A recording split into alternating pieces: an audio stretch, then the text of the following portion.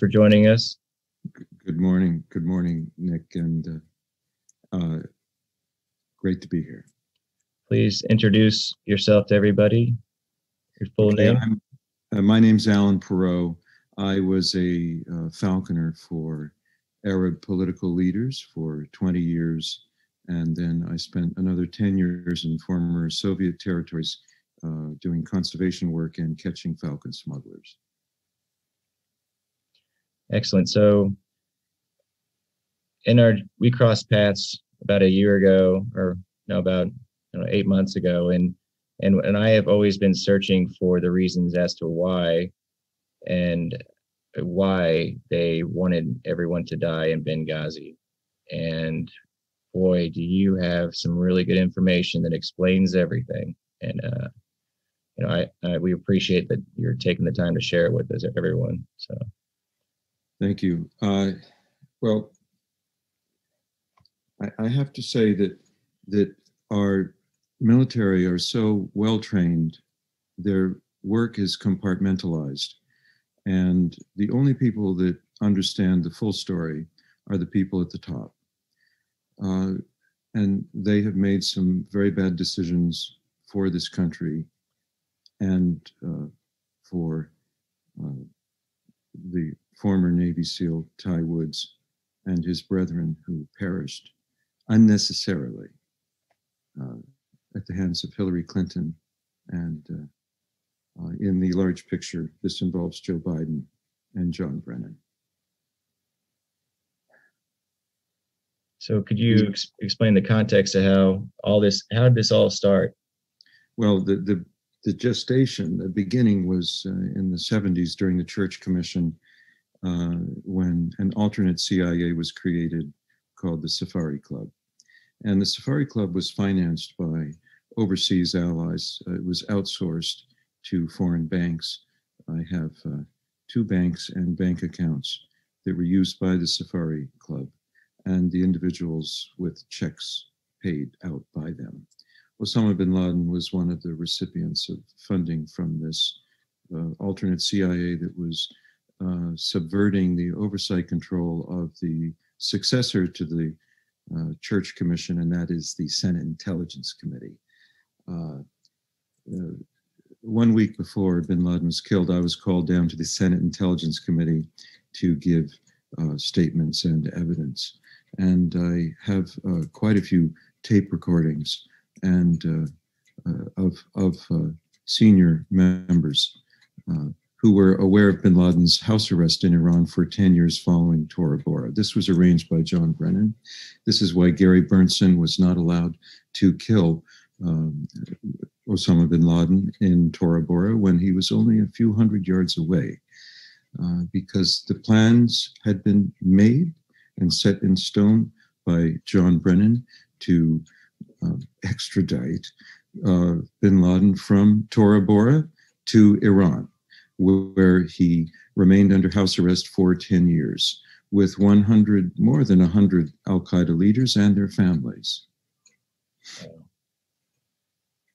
So what you're saying is that there was no need for us to invade Afghanistan under the pretext of getting al-Qaeda if the U.S. government knew and was actually protecting his life in Iran. Is that correct?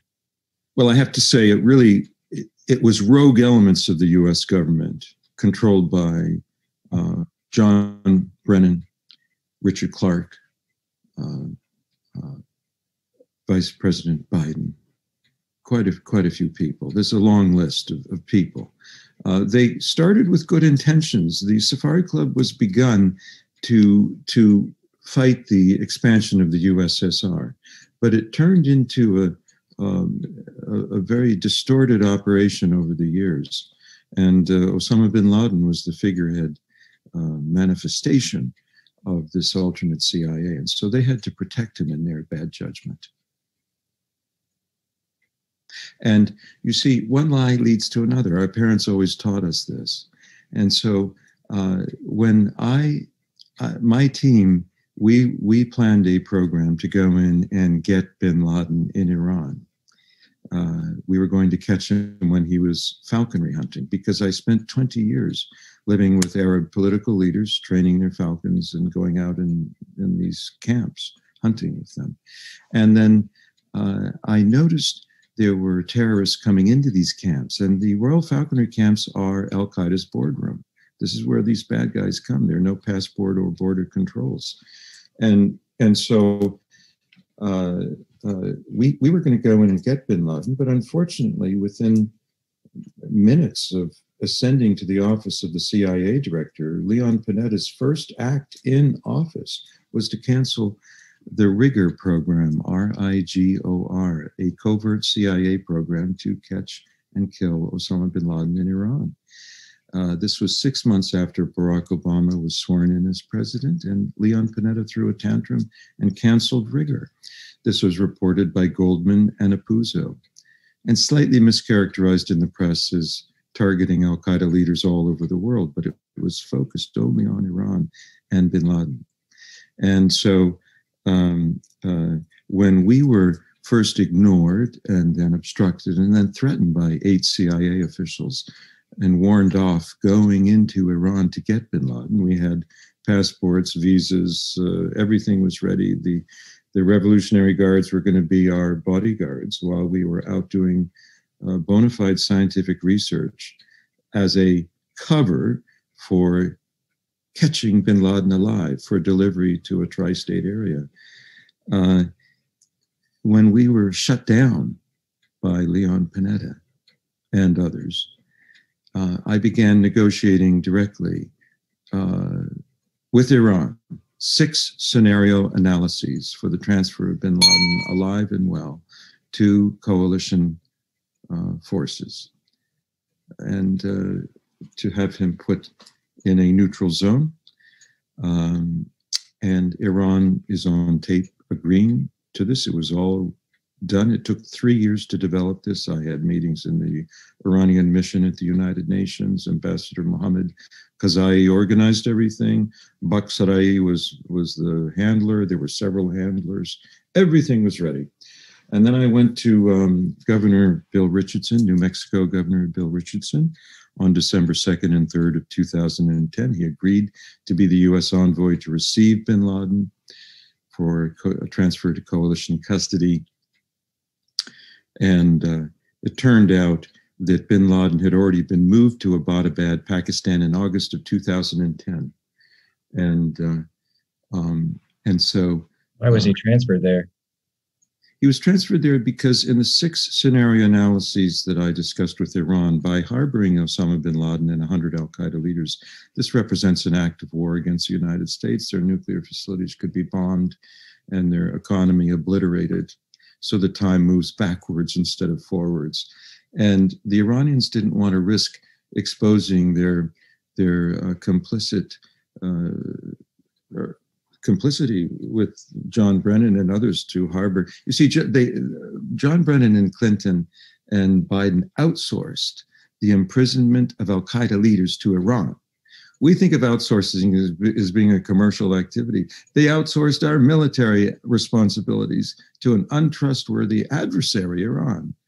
And they did that to save Iran from retaliation for harboring terrorists. And so Iran had no choice in their estimation but to accept the offer of Clinton in lieu of my offer, which was transferred to a neutral zone, because that would have endangered their economy and their nuclear program. So Clinton, forgive me, I want to ask you about this. So Clinton actually knew about this, right? She knew that they were willing to just hand him over to us. Tapes, registered letters, everything to Clinton. So she knew that they were ready. Iran was ready to give us bin Laden with no real struggle. And absolutely. So she decided to have him moved to Pakistan for a trophy kill. They moved him to Abbottabad in August of 2010. And that's our first overhead viewings of bin Laden walking in the garden. Everybody said he was crippled, but he walked down 3 flights of stairs to walk in a garden to advertise his presence, okay? It was an advertisement. Then the gas line was put on the third floor of the Abbottabad complex in August because his wives had to stay sequestered away from the other men. They had to cook in private without the purdah veil. And other things. One of bin Laden's sons said his father was strangely resigned to dying in Abbottabad. So he was held there in a gilded cage, awaiting his trophy kill. He was moved from Mashhad, Iran, into Abbottabad airport, and then moved to this prison complex, the Abbottabad compound. It was not there to protect him. It was there to keep him there, awaiting his appointment with destiny. But the Iranians turned it into a fateful result because they pulled bin Laden out at the last minute, at the 11th hour, after an Iranian agent, a double agent, a Pakistan ISI officer who worked for Iran covertly, provided the DNA evidence to the CIA station chief. Finally, they were convinced it was bin Laden in Abbottabad, and they sent in SEAL Team 6. And Musharraf said he didn't know about the SEAL Team 6 coming in, but they had to let down the radar long enough for the helicopters to come in. And they only told Obama about the SEAL Team 6 kill mission after the radar was put back up and SEAL Team 6 could not go back into Afghanistan. It was then a one-way trip that could not be canceled. You see, we have a witness who witnessed Hillary and Panetta threatening Obama that if he didn't greenlight the bin Laden kill mission, they would expose him in the press and he would never survive politically. And he actually was reluctant to authorize the kill mission. That's why they pulled him off the golf course only after the mission could not be canceled. And so the agent provocateurs, the engineers of all of this were John Brennan, Hillary Clinton, Joe Biden. And when they went in there, trusting the Iranians had bin Laden there waiting for them, SEAL Team 6, your son.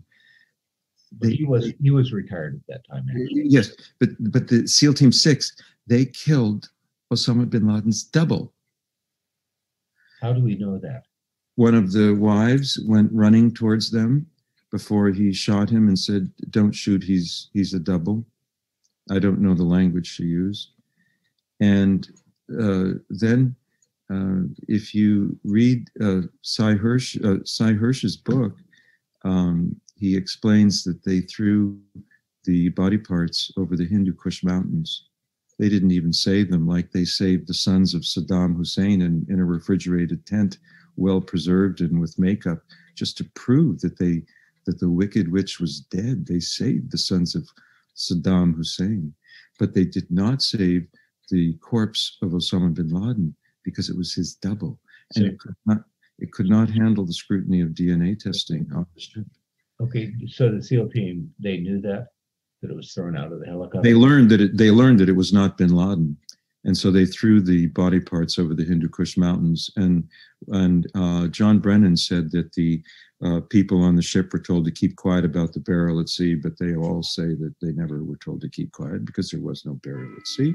John Brennan took the lead and made the fake media announcements. He lied to the press when he explained this Muslim burial at sea. It's actually haram. It's forbidden to bury a Muslim at sea unless the body's going to endanger the lives of the crew with disease risk. You know, you can't, because you see in the ocean, the feet, it'll rotate around and the feet will face Mecca. It's haram. You must bury on land with the face facing Mecca. So Brennan, who's a Muslim, you'd think he'd know not to lie about something so obvious. He said it was a Muslim burial at sea. Nonsense. And so this big lie that you see, Biden, Hillary, and Clinton worked this agreement with Iran. They trusted Iran to move bin Laden to Pakistan. He did. He was there. But then they trusted Iran to keep him there. They moved him out back to Iran. And then the communication from Iran to Obama was, hey, we got your neck in a noose. Give us all this money, $152 billion, $2 billion on airplane pallet was paid out for the secrets I wish to reveal now and to the president under the terms of misprision and treason. That is to say, this is a secret. These are secrets worth $152 billion paid by President Obama, and Vice President Biden paid with the blood of SEAL Team 6 when he had them killed. So it's blackmail and extortion then. Blackmail and extortion. Now, Iran commandeered. You have the documents to Yes. prove this. Yes. Now, Iran. Yes, sir. well, I was going to ask you, if you have those documents, are you willing to personally deliver those to President Trump if he were to provide the transportation and the guarantee of safety for you to do that? Well, I'm not concerned about safety. There's always an invisible hand that protects us, and we're on the winning team. America's on the winning team. Not one sparrow falls to the ground outside of God's will. Yes. It would be my pleasure and my honor to bring this material to President Trump. There's a massive amount, terabytes, documents, video, audio. It needs to go to the president. I will do everything that I can to get this video in his hands. It's my only wish. Alan, I've got a question for you. So that means that SEAL Team 6 was shot down on purpose after the trophy kill to ensure that no dead man can tell no tales. You were correct. So that President Obama paid bribery of $152 million. Vice President Biden paid with the blood of SEAL Team 6. He spent their blood like currency. Well, I've got to share something with you. Actually, Charles does. Charles, tell him about the Army Ranger that you talked to that was in the city where they were shot down. Okay. We lived in Hawaii, and for about a month afterwards, I was in shock. And my wife and I, we went walking on the beach. And in the back of my vehicle, I have a bumper sticker about Ty. And this gentleman came up to me, and he was an Army Ranger that had been injured, and he was recuperating in Hawaii. And he said, "How do you know Chief Petty Officer Woods?" And I says, "Well, I'm his dad." And he says, "Well, I worked with your son." And we became very close. It was part of my healing process, actually, getting to know him. He started coming to our church. His girlfriend started surfing with my daughters, and they ended up getting married. And one of the things that he told me, he says, "I was on the Ranger team that was in that village where SEAL Team 6 was killed." The story was by the Biden-Obama administration that there was this team that was under attack in this village. We're going to die if you don't get someone here really quick. And so they loaded SEAL Team 6 on this slow, vintage Huey helicopter the size of a school bus and slowly got them to the village. Now, they did not request help. They've been in that village numerous times before. In fact, if someone came, it would actually endanger them. The story was not true. And then usually when a helicopter comes in, it goes zoom right down to the ground, opens up, all the troops go out in seconds, and then boom, the helicopter goes straight up. Well, this was a sitting target, okay, the size of a school bus. It hovered in the air over that village, just waiting to be shot down. And the people hot roped. I'd never heard the word hot rope before. That means they each individually lowers down while it was a sitting target. And then apparently it was shot down by one of those weapons that Hillary Clinton illegally sent to Benghazi to give to a terrorist organization the U.S. government used to get rid of our ally who was fighting terrorism. That's Gaddafi.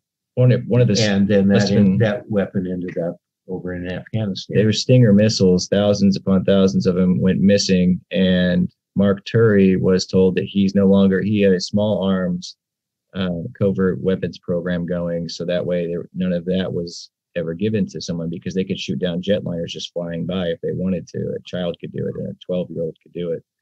So these Stinger missiles went through Benghazi and then were given to the people who shot down SEAL Team 6. That was a setup. They were covering their tracks there. And then when they found the serial number on one of the missiles, it is traced back to the CIA from Qatar, from that weapons cache there of Stinger missiles. That's why they had to then cover their tracks after people found out that the missiles were from Qatar, and then they could trace back where they came from Hillary through Benghazi. That's why Stevens was back there, to recover those missiles and cover up the evidence. Well, that's at least what he was told. I assume that part of the plan for her was to eliminate everyone there at the Benghazi compound as well. It's just so wicked. It's hard.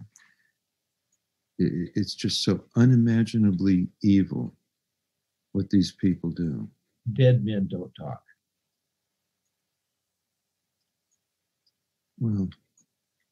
Well, Alan, we'll talk. We will talk. You have some good news coming up here in the next week and a half. Yes, sir. It's going to be released, audio tapes, documents. I believe so. Yes. Yeah. I'm looking forward to hearing about it and seeing everybody connect the dots, because it's pretty plain to see the people involved, and it's all connected to another crime spree. And that's another story, though. Well, let's just remember that heavy price has been paid for the secrets we are uncovering. And there are millions of people who want to see the truth. And we're going to deliver. Well, America is a democracy, and for a democracy to work, the people that vote need to know what the truth is. And that is why we have 3 weeks for the people of the United States to get to know the truth. I hope that the media covers this, including the fake media, because the truth has to come out for our democracy to work properly, so people can vote intelligently. Totally agree. I agree. All right, Alan, we appreciate your time today. I'm sure this is just the beginning, and we look forward to hearing and seeing what you're going to show to everyone in the future. It's the beginning, but it's also the beginning of the end for the bad guys.